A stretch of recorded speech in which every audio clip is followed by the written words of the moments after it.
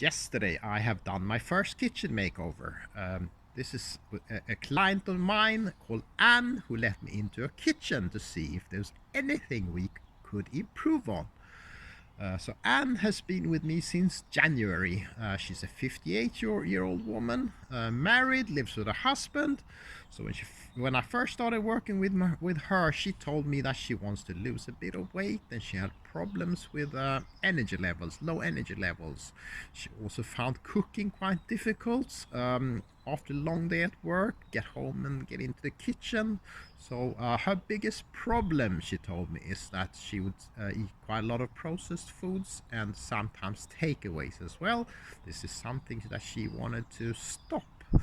So the first habit that I taught her is food prep, how to master food prep. Food prep means you take an hour or two, 1 day a week to cook for the week. And a few weeks down the line, you will have some food stored in the freezer so you can have a large variety of foods. You need to stick labels on them and dates as well, otherwise you might forget what's in the containers. Anyway, this worked really well. Did save her a lot of time, took a lot of stress out of her daily life. She was very happy with this. When she first started, she also gave me a food diary, which I had a look at. One thing that I found with this food diary is that her breakfast were brilliant. She would eat toast and tea for breakfast every day. So I asked her, Anne, is that really enough for you? Tea and toast for breakfast? She said she's not really that hungry in the morning, so well, you know, tea and toast really doesn't last long. Then she'd have a lunch at work and quite a large dinner in the evening with her husband.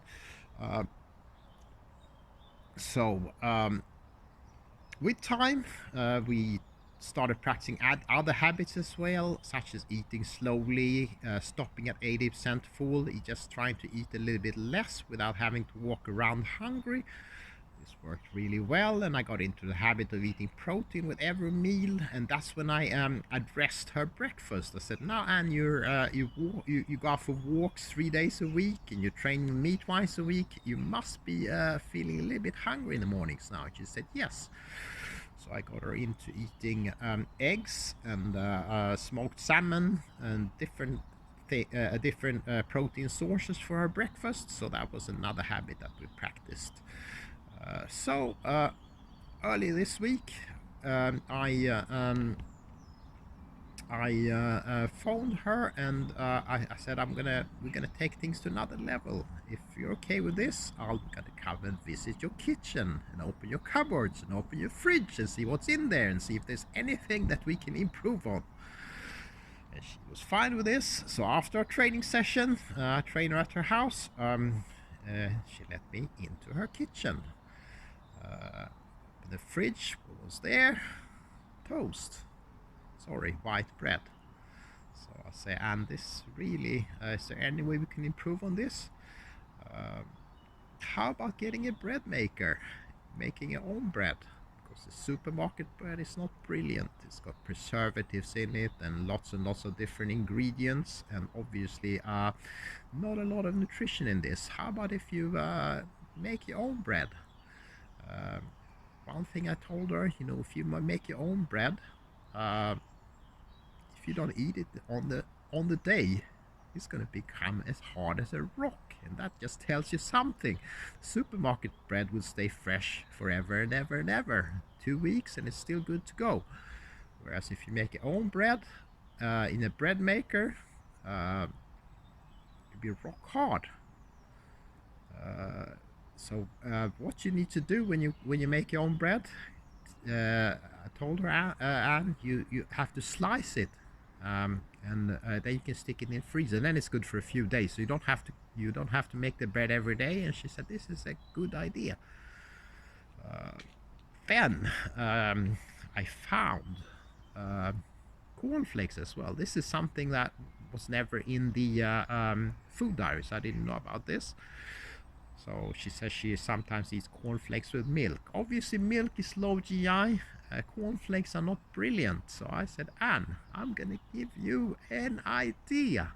I make my own granola and it's so easy. Do you like granola? She says she loves granola. Well, just some oats on a tray, coconut oil, honey, cinnamon. Very, very easy. I've been making this for a few years now for my children and they love it. So you can make your own granola, or you can buy your own muesli. Buy it like a base and put things in it that you like. It's so easy. The granola takes about 2 minutes to mix, and then it goes on a tray in the oven.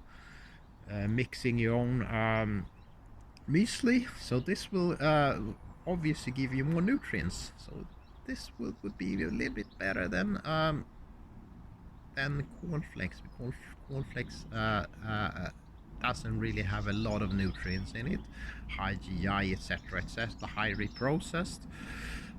So she said she was gonna give this a go, and I promised her that I was gonna bring some of my homemade granola for her to have it taste, see if she likes it. So bread maker. She's gonna start doing her own granola, preparing her own granola. So these are two improvements. Then also we found all these sauces, domino sauces, pasta sauces and all that. She says she likes them. So I say one thing, maybe in the future you could start making these by yourself. Get some recipes, make your own pasta sauce. They're probably better because the domino's got quite a lot of sugar, different things that are not so good for you. So don't have to address this straight away, but look in some more recipes and explore a little bit more about this. And now here is what I found, and this is what she gave me. Look at this. Krusties pancake mix. Wow. So we had a look at the ingredients. I'm gonna read. Ingredients: wheat flour, sugar, soy flour, raising agent, sodium and bicarbonate, monocalcium phosphate, calcium acid, pyrophosphate, vegetable oils, contains soybean oil, dextrose, salt, buttermilk powder, emulsifiers, monodeserides of fatty acids. I can't even pronounce these things. And then it says made on equipment that makes products containing barley, eggs and tree nuts. And then it says produced from genetically modified sugar beet. Woohoo! Produced from genetically modified soybean. Produced from genetically modified maize. So this, I walked away from a kitchen with this. This is going in the bin. This is not even good enough for my compost. Genetically modified? Really? So with that, I'm going to end this video. I did enjoy this experience, and I think my client did as well. And this is something that I will do again, especially when clients get stuck. I can see this working really well. Obviously, when you open a cupboard, there's lots and lots of things to do, so you don't want to overwhelm anyone. So I just focused on these 4 things. The white bread, and the cornflakes, and the ready-made sauces, and the pancake mix. There are lots of other things as well, so you have to make priorities, otherwise you'll be there all day long probably. So 1 thing went in the bin, and 3 things are work in progress. So I felt that this was successful.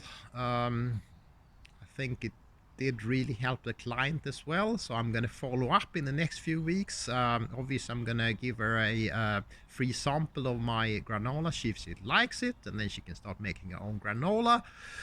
So obviously you don't want to overwhelm, you don't want to turn anyone's life around, but small changes. This client, obviously she's a long-term client, so yeah, quite happy with that. Did enjoy it, and I hope she benefited from it as well. So thank you for watching.